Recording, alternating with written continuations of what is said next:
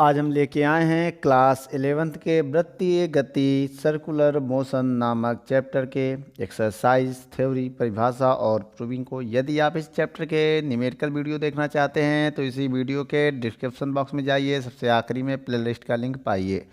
चलिए बच्चों आगे देखते हैं। हम कुछ हेडिंग आपके स्क्रीन पर है। देखिए बच्चों, एक समान वृत्तीय गति की परिभाषा देख, मान लीजिए ये केंद्र है बच्चों, क्या है, इसका सेंटर है O है। अब इसकी त्रिज्या मान लिया R है, क्या है, R है। अब ये क्या है, अब ये एक एंगल बना के घूम रही है, मतलब पिंड जो है घूमना स्टार्ट कर रही है, ठीक है। तो इसकी डिफिनेशन क्या होगी, जब कोई कण किसी बिंदु को केंद्र मान के उसके चारों ओर एक नियत वेग से या नियत चाल से गति करता है तो उस गति को हम लोग एक समान वृत्तीय गति कहते हैं। कैसे बच्चों, आइए देखते हैं। जब कोई कण, देखिए बच्चों, जब कोई कण एक बिंदु को केंद्र मानकर, ठीक है, किसी बिंदु को, जब कोई कण किसी बिंदु को केंद्र मानकर उसके चारों ओर एक नियत चाल से, चारों ओर एक नियत चाल से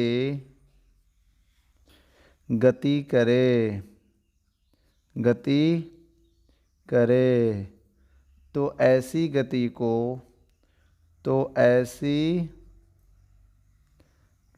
को क्या कहेंगे बच्चों, वृत्तीय गति कहेंगे। क्या, वृत्तीय गति कहते हैं या एक समान वृत्तीय गति कहते हैं, ठीक है बच्चों।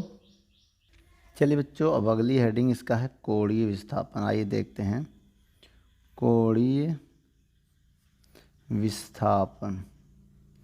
ये क्या है बच्चों, हमें कोणीय विस्थापन, कोणीय वेग, रेखीय वेग सीखना है तो इधर हम कोणीय विस्थापन देख लेते हैं। वैसे वृत्तीय गति में सब आ जाते हैं, ठीक है, लेकिन हम हेडिंग बाय हेडिंग सीख रहे हैं। तो एक काम करिए, देखिए बच्चों, मान लीजिए केंद्र है, यहाँ पर बच्चों प्रारंभिक बिंदु P0 है। अब यहाँ पर मान लिया इसने घूम के θ1, ये जो एंगल है वो मान लिया क्या है, θ1 है। यहाँ पर बेटा ये T1 समय पे पहुँचा है। अब समझिए T2 समय के बाद ये यहाँ पर पहुँचेगा, T2 जब समय लेगा तो यहाँ पर पहुँच जाएगा। तो एक काम करिए, तो अब ये एंगल जो होगा घूम के इतना हो जाएगा। अब ये जो एंगल होगा वो होगा θ2, ये वाला एंगल क्या होगा, θ2। अब इनके अंतर को किससे लिखेंगे, अगर देखा जाए केवल जो इनका अंतर है वो डेल्टा थीटा होगा। क्या होगा, डेल्टा थीटा होगा कि नहीं होगा, ये अंतर जो है वो क्या होगा, डेल्टा थीटा होगा। और ऊपर वाले को हम डेल्टा एस से लिखते हैं। ऊपर वाला क्या है, रेखीय विस्थापन है, ये क्या है, डेल्टा एस है। इसकी त्रिज्या कितनी होगी, R होगी। त्रिज्या कितनी होगी बेटा, R होगी। त्रिज्या तो हर एक समय बराबर होता है, ठीक है। तो वही चीज़ हम यहाँ बताने जा रहे हैं। अब इसकी डिफिनेशन आइए समझते हैं। जब कोई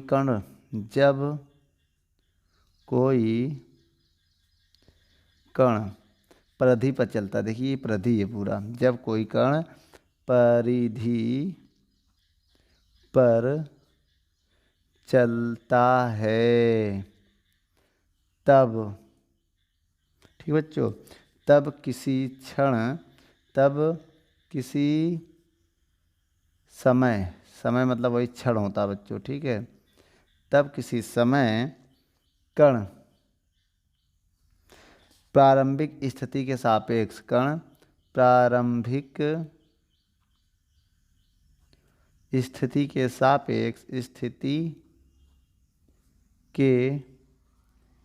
सापेक्ष जितने का कोण बनाती है उसे कोणीय विस्थापन कहते हैं। क्या कहते हैं बेटा उसे? कोणीय विस्थापन कहते हैं। बच्चों ये है हेडिंग। इसे डेल्टा थीटा से प्रदर्शित करते हैं। इसे डेल्टा थीटा से प्रकट या प्रदर्शित करते हैं। तो बच्चों आइए इसका फार्मूला देखते हैं। इसका बच्चों एक फार्मूला होता है, कोण बराबर क्या? कोण बराबर चाप बटे त्रिज्या। ये होता है फार्मूला। क्या होता है ये फार्मूला? कोण मान लेते हैं डेल्टा थीटा, चाप मान लिया ये डेल्टा एस, त्रिज्या मान लिया आर। तो ये एक फार्मूला बन गया किसका? कोणीय विस्थापन का। किसका फार्मूला बन गया बच्चों? कोणीय विस्थापन का। तो वीडियो को रोक कर नोट कर लें। बच्चों कोणीय वेग की परिभाषा आइए देखते हैं। इसकी परिभाषा आपके स्क्रीन पर इंग्लिश में से क्या कहते हैं वो लिखा हुआ है, एंगुलर वेलोसिटी। चलिए बच्चों इसकी परिभाषा आइए देखते हैं। देखिए इसकी परिभाषा अगर हम थोड़ा आसान भाषा में लिखें तो ऐसे लिख सकते हैं। देखिए वृत्तीय गति में किसी कण के कोणीय विस्थापन परिवर्तन की दर। क्या लिखेंगे बेटा? वृत्तीय गति में, वृत्तीय गति में, ठीक है, वृत्तीय गति में किसी कण के, वृत्तीय गति में किसी कण के कोणीय विस्थापन, कोणीय विस्थापन परिवर्तन की दर, कोणीय विस्थापन परिवर्तन की दर को, या कोणीय विस्थापन के परिवर्तन की दर को क्या कहते हैं बच्चों? दर को कोणीय वेग कहते हैं। कोणीय वेग कहते हैं। ठीक बच्चों, अब इसके बाद समझिए कहानी। अब इसके बाद की कहानी ये है, ये तो हेडिंग हो गई बच्चों, ठीक है। अब इसे किससे प्रदर्शित करते हैं बच्चों? इसे v से प्रदर्शित करते हैं। याद रखना कोणीय वेग ओमेगा से, इसे ओमेगा से प्रदर्शित करते हैं। ठीक है बच्चों, आइए इसका फार्मूला देखते हैं। इसका फार्मूला हम आपको बता दें, ओमेगा बराबर डी थीटा बटे डी टी भी होता है। अब एक फार्मूला इसका, या इसको आप ऐसे भी लिख सकते हो, ओमेगा बराबर limit delta t tend to 0 और डेल्टा थीटा बटे डेल्टा टी। बच्चों अगर डेल्टा यूज करेंगे तो ये आपको यूज करना पड़ेगा लिमिट, वरना डी यूज कर लो तो लिमिट लेने की ज़रूरत नहीं है। याद रखना है, डायरेक्ट हम इससे भी सॉल्व कर सकते हैं। ठीक है, अब इसका मात्रक की बात करें अगर हम, क्या बच्चों इसकी मात्रक की बात करें तो क्या होगा? देखिए बच्चों, अब हम आइए देखते हैं ओमेगा का मात्रक। देखिए रेडियन क्या है, इसका मात्रक होगा रेडियन पर सेकेंड। ठीक है, और ओमेगा का बीमा देख लो बेटा, ओमेगा का बीमीय सूत्र या बीमा, तो वो क्या होगा बेटा? देखिए रेडियन, कोण का कोई बीमा नहीं होता है, कोण का कोई बीमा होता नहीं, बीमा होन होता है। ऊपर आप लिख दीजिएगा बेटा, कोणीय विस्थापन में बीमाहीन होता है। यहाँ पर बेटा इसका समय का होगा सेकेंड इनवर्स। क्या होगा बीमा? तो सेकेंड इनवर्स को t-1 लिख सकते हैं। क्या लिखेंगे बच्चों? सेकेंड मात्रक होता ना, सेकेंड का बीमा होता है t, तो इसका बीमा डायमेंशनल क्या हो जाएगा बच्चों? t-1। क्या हो जाएगा? t-1। नोट कर लो बच्चों। दूसरी बात बच्चों, यह सदिश राशि है। ये पहला पॉइंट इसका हो गया, इसका दूसरा पॉइंट, तीसरा पॉइंट भी लिख दो, यह सदिश राशि है। क्या बच्चों? यह सदिश राशि है। ठीक है बच्चों, अब आइए अगली हेडिंग देखते हैं हम लोग। अगली हेडिंग क्या है? जैसे मान लीजिए कोणीय वेग हो गया तो अब रेखीय वेग होगा। रेखीय वेग, तो बच्चों इसकी डिफिनेशन कैसे लिखेंगे हम लोग? आइए देखते हैं। इसकी डिफिनेशन जो है वो होगी ऐसे। देखिए वृत्तीय गति में सेम वैसे ही है। जब कोई कण ऋजु रेखीय गति करता है, वृत्तीय नहीं ऋजु रेखीय कण, तो क्या लिखोगे? रेखीय गति में, रेखीय गति में किसी कण के रेखीय विस्थापन, रेखीय विस्थापन के परिवर्तन की दर, रेखीय विस्थापन के परिवर्तन की दर को क्या कहते हैं बच्चों? बता सकते हैं आप? को रेखीय वेग कहते हैं। रेखीय वेग कहते हैं। ठीक है बच्चों, इसका फार्मूला देख लो बच्चों। ये कहते हैं इसका जो, इसे ये भी लिख लो, इसे किससे प्रदर्शित करते हैं, ये भी बहुत ज़रूरी है। इसे V से प्रदर्शित करते हैं। ठीक है बच्चों, अब इसके बाद देखिए इसका फार्मूला। इसका फार्मूला होता है V बराबर ds/dt। ये एक फार्मूला होता है। या एक फार्मूला भी हमने बताया है। क्या बताया था? V बराबर लिमिट लेंगे delta t tends to 0 delta s/डेल्टा t यूज करेंगे। ये भी एक फार्मूला है, तो हम ये वाला यूज करेंगे अधिकतम। अब यहाँ पर थोड़ी सी जानकारी लेंगे। V का मात्रक लिखेंगे। V का मात्रक क्या होगा बेटा? दूरी का मात्रक मीटर होता है, तो इसमें होगा मीटर प्रति सेकेंड। अब लिखेंगे बेटा, पहले नंबर में हो गया ये। अब दूसरे नंबर में लिखेंगे कि V का वीमा क्या होता है? वीमा, बीमीय सूत्र। तो बेटा इसका बीमा होगा मीटर का L और समय ऊपर जाके माइनस हो जाएगा LT-2। ठीक है बच्चों, और ये कौन सी राशि है बच्चों? वेग कोई हो, सदिश राशि होगा। यह सदिश राशि है। ठीक है बच्चों, ये तीसरी हेडिंग है। और हम आपको एक बात बता दें, कुछ फार्मूले और भी होते हैं ओमेगा का। देख लीजिए ज़रा एक फार्मूला इसका। ओमेगा बराबर एक होता है 2πn।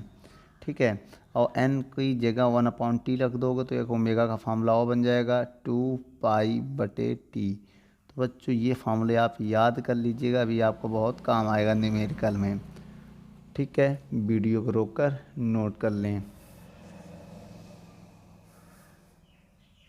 चलिए बच्चों, अब क्वेश्चन आपके स्क्रीन पर है। रेखीय वेग और कोणीय वेग में संबंध बताइए। Relation between angular velocity and linear velocity.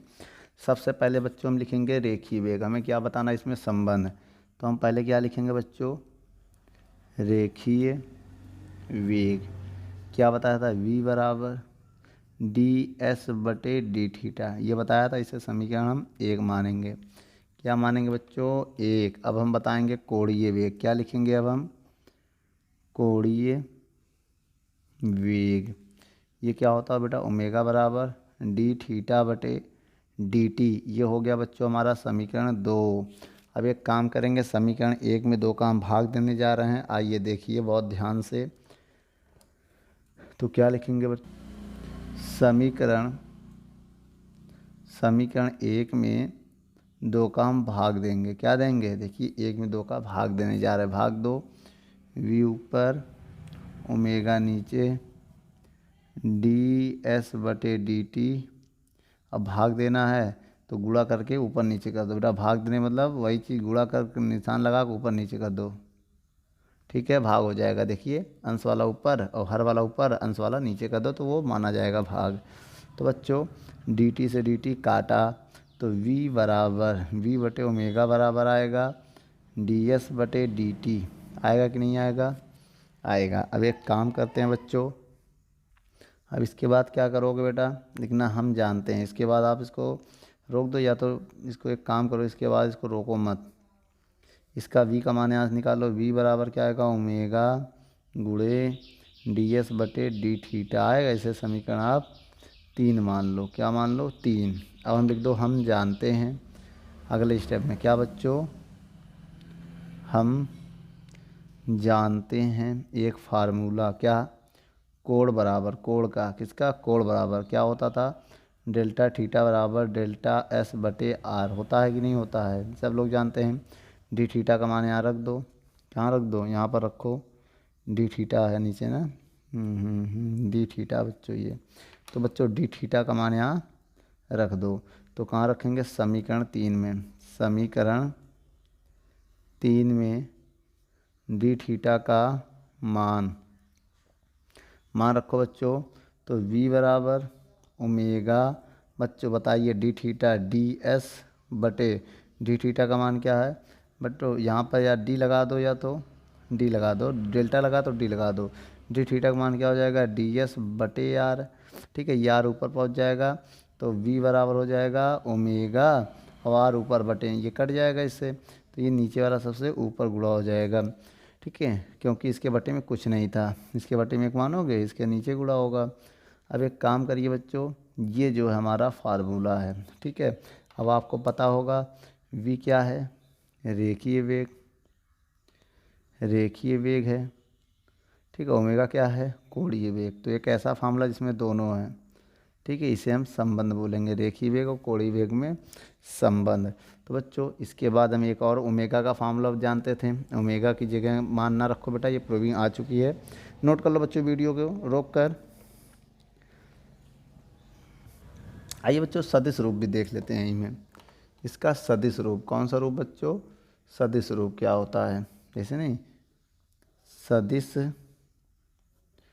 रूप। तो ये सदिश रूप में v वेक्टर बराबर ओमेगा वेक्टर गुणे आर वेक्टर, तो ये फार्मूला हो जाएगा इसका सदिश रूप में। ठीक है, वीडियो को रोक कर नोट कर लें।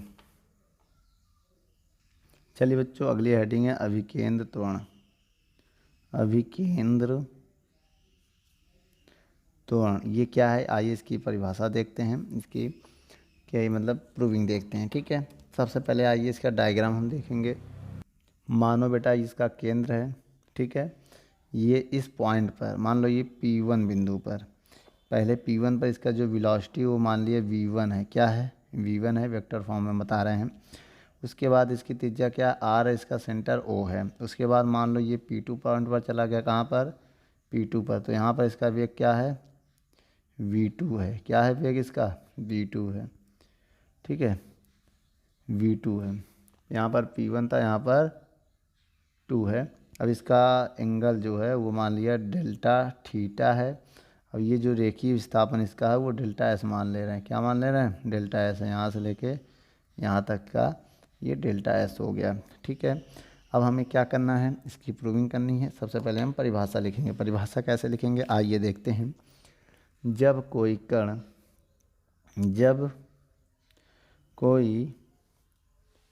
कण ठीक है एक समान चाल से वृत्तीय पथ पर गति करता है, एक समान चाल से क्या वृत्तीय गति करता है, वृत्तीय गति करता है। ठीक है बच्चों, वृत्तीय गति करता है तो उसकी दिशा लगातार बदलती है। तो उसकी दिशा लगातार बदलती है। ठीक है, और इस स्थिति में तो कण के उसके कण मतलब उसके वेग के या वेग के दिशा के लंबवत वेग के दिशा के लंबवत और केंद्र की ओर और केंद्र की ओर और केंद्र की ओर एक केंद्र की ओर दृष्टि त्वरण लगता है। केंद्र की ओर दृष्टि त्वरण लगता है बच्चों। दृष्टि त्वरण कार्य करता है, लगता है या कार्य करता है, कार्य करता है। तो इसी त्वरण को इसी त्वरण को अभिकेंद्र त्वरण कहते हैं। अभिकेंद्र त्वरण कहते हैं। तो इसी त्वरण को बेटा क्या कहते हैं? अभिकेंद्र त्वरण कहते हैं। इसे ए से प्रदर्शित करते हैं। इसे ए से प्रकट या प्रदर्शित करते हैं। ठीक है, आइए बच्चों इसकी प्रूविंग को हम लोग देखते हैं। देखिए बहुत ध्यान से। अब यहाँ पर बेटा हम इसकी एक डायरेक्शन बताने जा रहे हैं, बहुत ध्यान से देखिएगा। उससे तुलना करके हम प्रूविंग करेंगे। ठीक है, मान लीजिए ये एक पॉइंट है जिसे हम क्यू नाम दे दिया। क्या नाम दे दिया? क्यू। अब ये एक वेक्टर है जिसकी वेलोसिटी v1 है, ये वाला एरो है। ठीक है, उसके बाद एक वेक्टर मान लिया ये है, ये v2 है, वेक्टर वेलोसिटी है। तो इसकी जो ये वाली वेलोसिटी होगी वो डेल्टा v होगा वेक्टर रूप में, और ये होगा डेल्टा थीटा, जैसे इसमें है। अच्छा ये बताइए, अगर इनकी तुलना करें, क्या करें? तुलना करें, समरूप मान लें। ये त्रिभुज है ना, एक ए बी त्रिभुज, एक ए बी त्रिभुज। तो त्रिभुज लिखने जा रहे हैं हम, क्या है त्रिभुज? A P. अब इसे हम क्यू नाम दे दे रहे हैं या ए बी दे दे रहे हैं, ए बी। ठीक है, तो हम त्रिभुज कैसे लिखेंगे बेटा? त्रिभुज ओ पी वन और पी टू, ये वाला लिया त्रिभुज ओ पी वन और पी टू, और त्रिभुज ये वाला क्यू ए बी क्या है? समरूप हैं। समरूप हैं। जब समरूप होगा तो एक फार्मूला लगेगा, लंब में लंब का भाग देंगे, आधार में आधार का भाग देंगे, याद रखिएगा, या कर्ण में कर्ण का भाग देंगे। तो कैसे लिखेंगे बेटा? इस त्रिभुज का कर्ण, समझिएगा, जब समरूप होगा तो दोनों के कर्ण क्या होंगे? उनका रेशियो और लंब के रेशियो के बराबर होगा, या कर्ण और आधार का रेशियो इसके कर्ण और आधार के रेशियो के बराबर होगा। ठीक है, अब मेरी बात समझिएगा। P1 और P2 ले लिया इसका कर्ण, और उसी में डिवाइड दे दिया इसकी त्रिज्या। P1 हो बराबर, अब हम इसमें कर्ण लेंगे AB, अब इसमें त्रिज्या का डिवाइड कर देंगे जो है AQ। समझिएगा मेरी बात। अब इस कंडीशन में जो V1 है मॉड बराबर जो V2 है वेक्टर में, वो V के बराबर होगा। किसके बराबर होगा? V1 V2 V के बराबर होगा। अब आप ये बताइए कि P1 P2 किसके बराबर? डेल्टा एस के हैं, डेल्टा एस के बराबर है। P1 आर ओ, देखो P1 O किसके बराबर है? R के बराबर है। किसके बराबर है? R के, तो बटे में R आ जाएगा। ए भी किसके बराबर? डेल्टा V के बराबर है, बटे ए क्यू किसके बराबर है? V के बराबर है। इसे वेक्टर फॉर्म में हटा दिया है। ठीक है, अब ये बताइए अगर हम इसका क्रॉस गुणा करें या डेल्टा V का मान निकालें तो क्या आएगा? डेल्टा V का मान अगर हम निकालें, ये इधर चला जाएगा तो V बटे आर हो जाएगा। भाई V इसके गुणे में चला जाएगा तो V बटे आर, अब इंटू डेल्टा एस होगा। डेल्टा एस होगा कि नहीं होगा? अब लिखेंगे दोनों ओर, क्या लिखेंगे? दोनों ओर डेल्टा टी से भाग देने पर, भाग दो बच्चों, तो डेल्टा V बटे डेल्टा टी, V बटे आर, अब इसमें लिखेंगे डेल्टा टी बटे डेल्टा V। अब देखिए बच्चों, ये D होता तो डायरेक्ट से लिख सकते हैं, लेकिन इसमें लिमिट अप्लाई करना पड़ेगा। क्या अप्लाई करना पड़ेगा? लिमिट। आइए यहाँ पर देखते हैं, यहाँ पर लिख देते हैं दोनों ओर लिमिट कौन सा? Limit delta t tend to 0 लेने पर ये लेंगे दोनों ओर। आइए बच्चों लेते हैं यहाँ पर। ठीक है, यहाँ पर देखिए लेंगे तो होगा लिमिट ठीक है। और हो जाएगा डेल्टा वी बटे डेल्टा टी बराबर वी बटे आर। अब इसमें लेंगे, ये क्या है, ये गलत हो चुका बच्चों, ये डेल्टा वी था ना ऊपर, ओहो डेल्टा एस था, डेल्टा एस बटे डेल्टा टी से भाग दिया ना तो ये टी होगा, याद रखिएगा, डेल्टा एस बटे डेल्टा टी होगा। देखो डेल्टा एस था ना, उसमें डेल्टा टी का भाग देंगे, गड़बड़ी हो गई थी ना।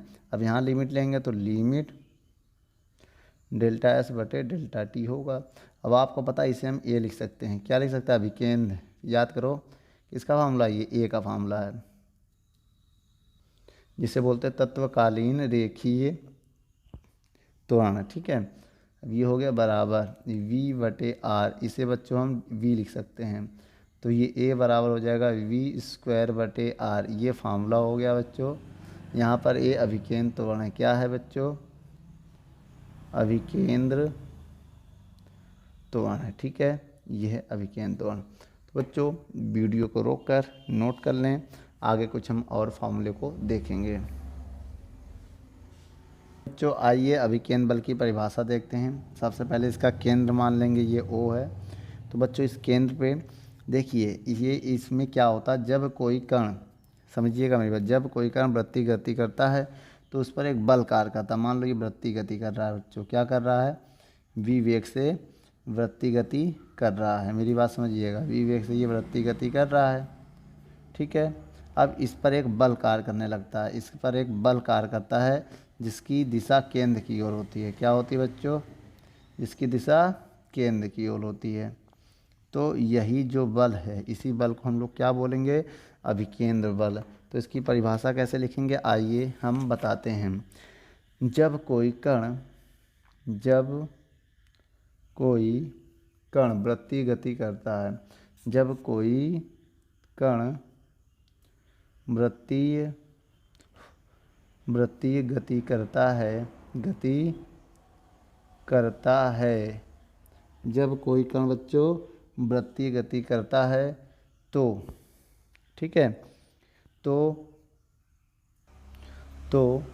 उस पर एक बल कार्य करने लगता है, तो उस पर एक बल कार्य करने लगता है, जिसकी दिशा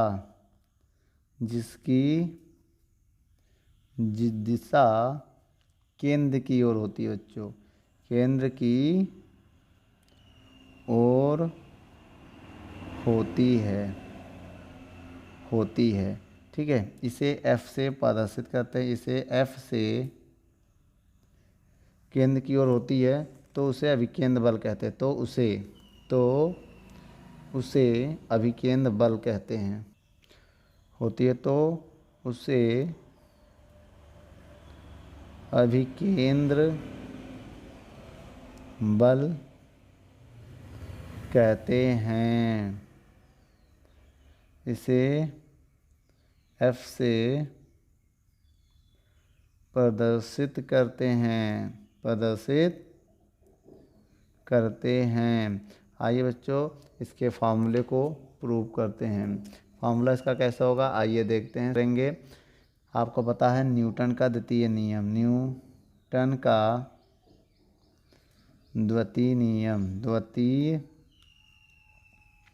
नियम क्या होता बच्चों, F बराबर ma, सब लोग जानते हैं ma। अभी हमने एक फार्मूला प्रूव किया, a बराबर v स्क्वायर बटे आर, ये मान रख दो यहाँ पर, तो हो जाएगा क्या, v स्क्वायर बटे आर। तो एक ये फार्मूला मिलेगा हमें। ठीक है, याद रखना बच्चों। इसके बाद एक फार्मूला होता है v बराबर आर ओमेगा। ठीक है, अब चाहे तो v की जगह ये मान रख दो, तो F बराबर हो जाएगा m आर ओमेगा का होल स्क्वायर बटे आर। जब इसका स्क्वायर खोलेंगे तो हम आएगा m r square omega square बटे आर से आर कट गया, तो अब बराबर हो जाएगा m आर ओमेगा स्क्वायर। याद रखना बच्चों, ये फार्मूला आएगा। अब देखें m की a की जगह पर आर ओमेगा स्क्वायर है ना, तो a बराबर हम आर ओमेगा स्क्वायर भी लिख सकते हैं ज़रूरत पड़ने पर। इसके बाद बच्चों एक फार्मूला हम और बताना चाहते हैं, फार्मूला बस इतना ही होगा, या बताना चाहते हैं तो फिर देख लो। ओमेगा की जगह आप लिख सकते हैं 2 पाई n, क्या लिख सकते हैं ना। तो एक फार्मूला और बनेगा बराबर mr, ओमेगा की जगह लिखेंगे 2 पाई n का होल स्क्वायर। तो क्या होगा mr 2 का square 4 pi square n square. अब इसे हम लिखेंगे 4 pi square n square mr। तो ये फार्मूला मेरा बनेगा बच्चों। ठीक है, तो आप वीडियो को रोककर नोट कर लें। यदि किसी पद का नाम जानना चाहते हैं, आइए नाम भी बता देते हैं। जैसे मान लो F क्या है, बल है ना। ठीक है बच्चों। M क्या है, द्रव्यमान है कण का। ठीक है। V क्या है, रेखीय वेग है, रेखीय वेग। ओमेगा क्या है बच्चों, सबको पता है कोणीय वेग है। और कुछ पूछना चाहते हैं, एन क्या है, यह आवृत्ति की संख्या या चक्रों की संख्या है, चक्कर की संख्या या आवृत्ति भी लिख सकते हैं इसे यहाँ पर। ठीक है। और टी क्या है, यहाँ पर टी तो है नहीं, अभी अभी हम टी के बारे में बताएंगे। आर क्या है, त्रिज्या है, आर के बारे में लिखना चाहते हैं। आर क्या है, त्रिज्या है कण का। ठीक है, सब हो चुका है। वीडियो को रोक कर नोट कर लो बच्चों। यदि हमारी वीडियो आपको अच्छी लगे तो लाइक, शेयर एंड कमेंट करिए। और भी अगर आप किसी टॉपिक पे वीडियो चाहते हैं तो हमारे कमेंट बॉक्स में जाके कमेंट करें, तो हम उस पर बहुत ही जल्द से जल्द वीडियो को बनाएंगे। चलिए, धन्यवाद।